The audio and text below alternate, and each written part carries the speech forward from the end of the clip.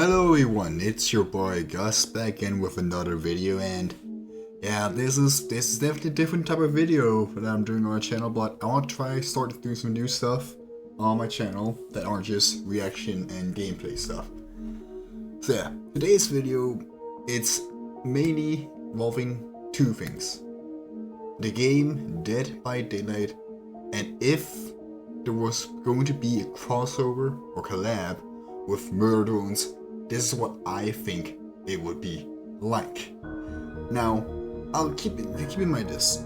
I will be doing my best to explain a bit about how certain stuff work, because I'm not sure how many of you know exactly how Dead by Daylight works, like gameplay wise and stuff like that. So I will be trying my best to explain those type of stuff. But anyways, I have separated this into three separate things that are going to be added into the game. First, gonna talk about the new map that's going to be in the game, then the new survivor, and then the killer. Now keep in mind, this is the first time I'm ever doing one of these type of videos, so if I sound very weird, probably because I'm not the best with like these kind of scripted, non-scripted content. So yeah, with that being said, let's start with the map. Now then, let's first start off with what the new map is going to be. Now, I have two ideas for what I think should definitely be the maps that are going to be used. And it's not going to be one of them going to be chosen. And I think I have two ideas. It's either going to be Outpost 3, which is where the main story of Murder takes place, like the beginning of the show starts in Outpost 3, where we see Uzi in the school area and stuff like that. It's all in Outpost 3. Or the other one, which I think could also be cool, the Elliot Mansion, which we see a lot in the flashbacks of like N, V, and J. We see the Elliot Mansion, or Manor, whatever it's called. I think that would also be a cool idea, though I personally do think it will probably be the best and more cool thing to do is Outpost 3, because we don't really know how it looks, so you could get pretty creative with the interior. Of course, you could have some rooms that are from like the actual show, like some of the characters from like Uzi and Dolls, and like the prom area and like the school. You have certain stuff like that all over the area. And I think we're the exit gate, which you guys don't know. Exit gates are the last thing you need to do as survivors in Dead by Daylight, or to escape and win the match. I feel like the exit gates should be, one of them shouldn't be on the side of where the door is at, like the main doors are at into cover 3. That's where one of them should be. And the other one could just be anywhere else on the map.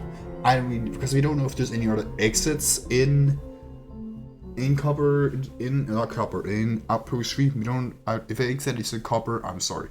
We don't know if there's any other exits in Outpost 3, so yeah.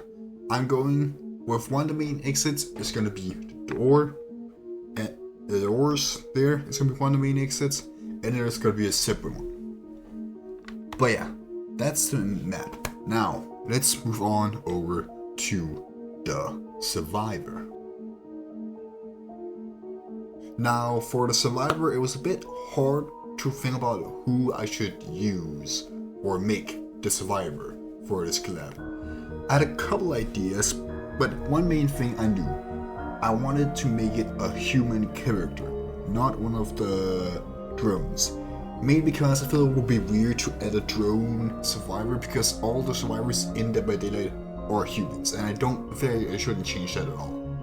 So I decided then what human characters are known in Murder Drone's store, and then I had an idea. I decided that the survivor for this collab will be Tessa Elliott.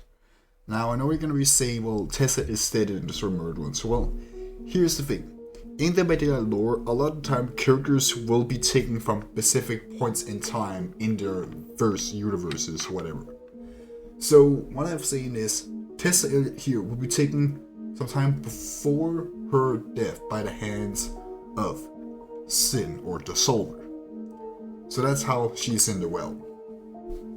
Now, here's the thing that I have to bring up, and I've been trying my best to explain this, but Enemy Delight has a unique thing called perks, which are stuff you can equip on your character to give them buffs to help you win the match.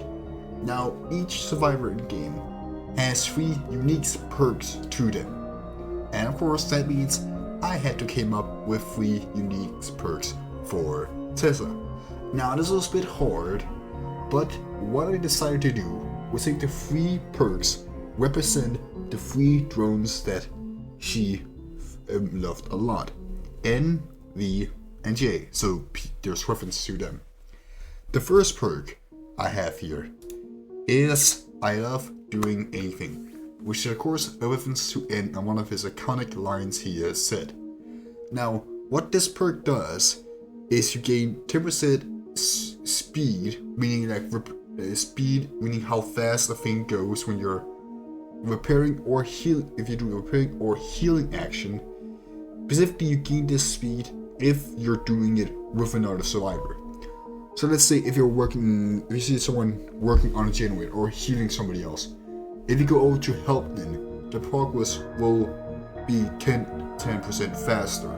So it's a very teamwork focused perk, helping your team and helping them fix generators and helping them kill each other. Very teamwork focused.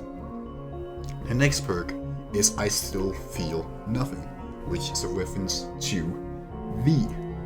Now this perk, I had a bit of time coming up with what could make sense to do.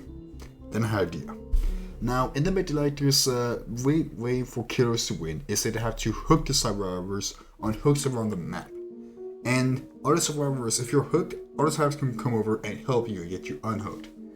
Now after you're unhooked, you gain 2 status effects to help you quickly get away from the killer. You gain Haste, which is a side effect that increases your speed, and Endurance, which is a side effect that does so if the killer hits you and you still have the status effect, you will not take damage. You will not go down. You will just continue running. You actually get a speed boost going further. Now what I decided to do for this perk is, normally this thing isn't there for long. It's about, I don't know exactly how long, but it's about really like 10, maybe 15 seconds, or maybe a bit longer than that. Again, I don't remember exactly how long it is. What I decided for this perk is you will keep these 2 buffs, status effects, for 1 minute instead. Meaning you can quickly get away and get safe and like act like you don't feel anything from the pain you just gotten from being hooked. And now the final one, this was a fun one to come up with. I wanted to make one for Jay, and it was hard to come up with a unique quote Jay said that would be cool and make sense to add as a perk. Then I came up with this idea.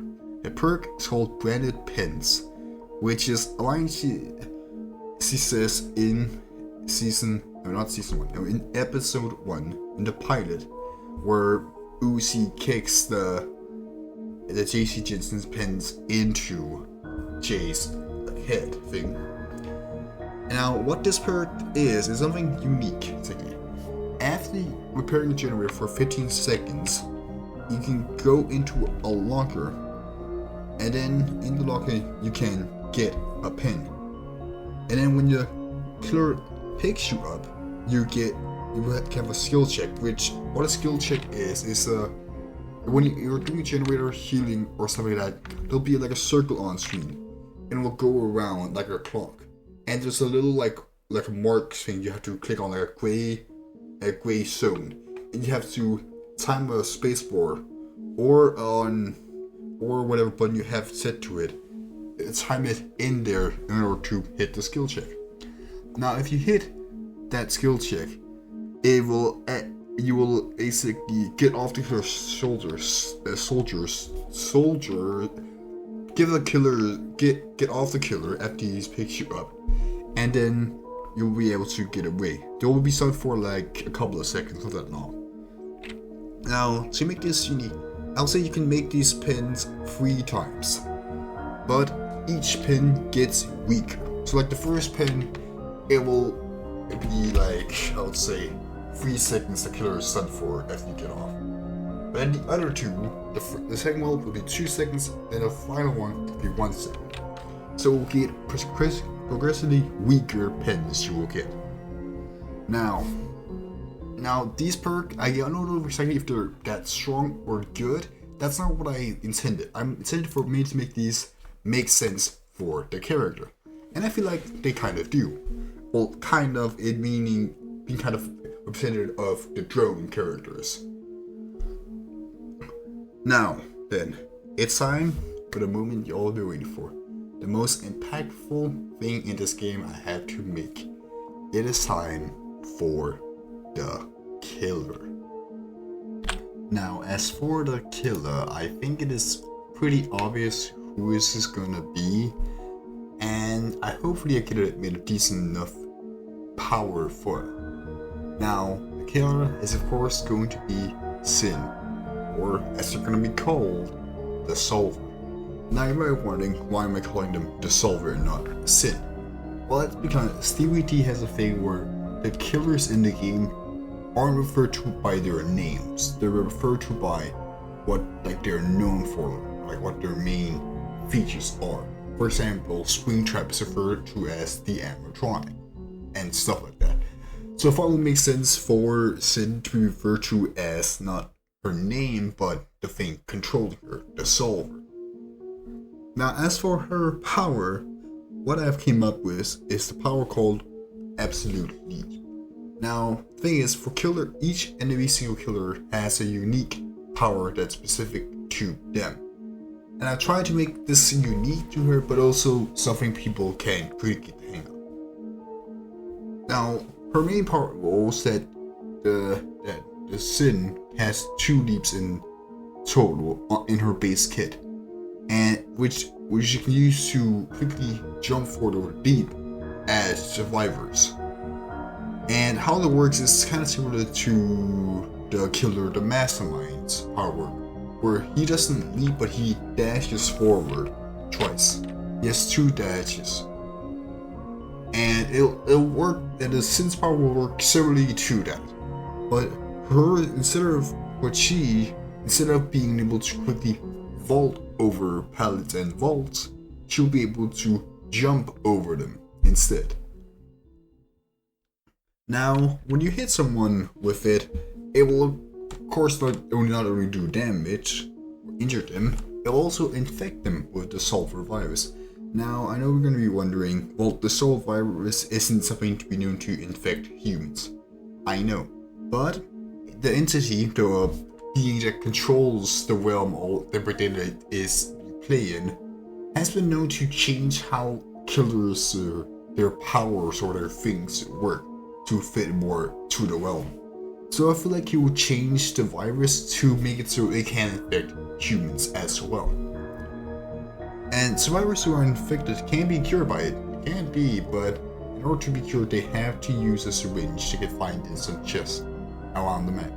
And when we use the syringe, the virus will slowly go away. But if they're hit by Sin's power while they're recovering from the virus, it will start over again. You have to find a new syringe. And when a survivor becomes fully infected by it, they'll become exposed. And exposed, as I said, expected us so that you can basically be knocked out in 1 hit. You can die in 1 hit. And the aura of the survivor who's become fully infected will be shown to the killer for 5 seconds. So the killer knows where to act. He'll try to quickly get over to them and kill them. Now, another power I want to give her to make her so she is just this pretty basic stuff is I want to include the null, like the black hole that she has, but I want to find a way it could work, not be absolutely broken. So what I made is kind of like she can set traps. How the null power would work is that around the map there was of course a lot of pellets and vaults survivors can use to get away from the killer. Sin can go over to the pellets and bolts and plant these small null circles on them. And what that will do if survivor tries to go over or use a pellet when this null is on, instead it will blow the survivor back and have them be stunned for a couple of seconds before they get back up and can run again. Meaning it's a great thing for kills kids. You can set up these nulls. You will only have 3 and it will only get one back if one has been activated and you had to wait 20 seconds to use one. So you can't just spam it. And then comes her perks. Now for her perks, what I came up with is 2 of them are iconic things that Synesis, and the other one is not, but I want to make a reference to this character. The first perk is Get Snuck On, which is after ending a chase with a survivor, you gain Undetectable, which is a status certificate that does so that survivors cannot hear your heartbeat, so they will not know if you're getting closer to them. You get this for 15 seconds and you will see the aura of the closest survivor for 10 seconds. I feel like this makes sense for Get Stuck Upon because it's supposed to be it's like sometimes when you're like sneaking around and you surprise a survivor. Her second perk will be your first Eager Beaver. And what this does is at the start of a trial, you will see the aura of the Obsession. Now, what the Obsession is in the Bredela is one survivor each game will be the Obsession, which is a survivor that you will either get benefits or debuffs if you attack them first. Now this is the one where you actually want to grab them first because you will see the aura of the Obsession for 10 seconds, and when you get in chase with them for the first time, they get exposed for 10 seconds. So it's one perk where you want you to quickly go after your Obsession to try to knock them down quickly and get her hook right off the bat. And then comes the final perk, Bite Me, which is of course a reference to Uzi. I wanted to reference Uzi some way, and this is a way I can do it. What this does is if you get blighted or stunned from a pellet, so after basically a survivor does something to you that helps them quickly get away, you will see the aura of the survivor who stunned or blinded you for 5 seconds, and you gain 7% haste for 15 seconds. Which I would say is pretty balanced. Yeah, 15 seconds might seem like a lot. Again, that's the thing, I don't sure if this is a lot of time for these powers, but I thought it would make sense. Now, something I want to give is the killer to begin it more unique, or some skins, because a lot of characters in the beta has a lot of skins. What I want to do is pick the skins references to either parts of Sin's backstory or other characters. So the skins I have is a maid dress because of when Sin was working at the Elliot Mansion, she wore a maid dress. And then the next two are outfits inspired by Uzi and N. So Uzi will be Uzi's classic look, and then N will of course be his disassembled drone outfit. And then for her unique or legendary cosmetic, as you can say, will be the fake Tesla, I like to call it, which will Sin or dress up as Tesla in like the armor, like the space outfit that she had on in episode, I think it was 6. Yeah, I think it was episode 6 or 7. I hate that I said that. In one of these 2 episodes, when we first saw her, she had like a space outfit on. So yeah. I'm getting off the track. Yeah. But that will be it for today's video. I hope you guys enjoy this. This has been something I've worked a bit on, so that's why it's a bit long without me making a video. Sorry about that. I will get back into making more regular videos. But anyways, hope you guys enjoyed this video. This was a lot of fun to make. I really hope this does well because I put some time into this. And again, let me know if you think this is okay for her like power, or if it's too weak, if it's too strong. Because I feel like it's pretty balanced. It's not that powerful, not that weak either. It's pretty balanced. And because I want to do more of these, so I want you guys, if you can, let me know in the comments down below, not characters you want me to do, but franchises you want me to do. So I can make something related to that franchise and see what I come up with. Because I want to do more of these. I have some ideas for other franchises I want to do this of. But again, I won't say what they are now, but they will come out hopefully soon. Anyways, yeah. Thanks for watching. Hope you enjoyed your time. And remember, you matter in this world. Just hope you're someone who will love and care about you. No matter what you're doing, no matter how you're doing, no matter what's going on in your life, remember you are loved and appreciated.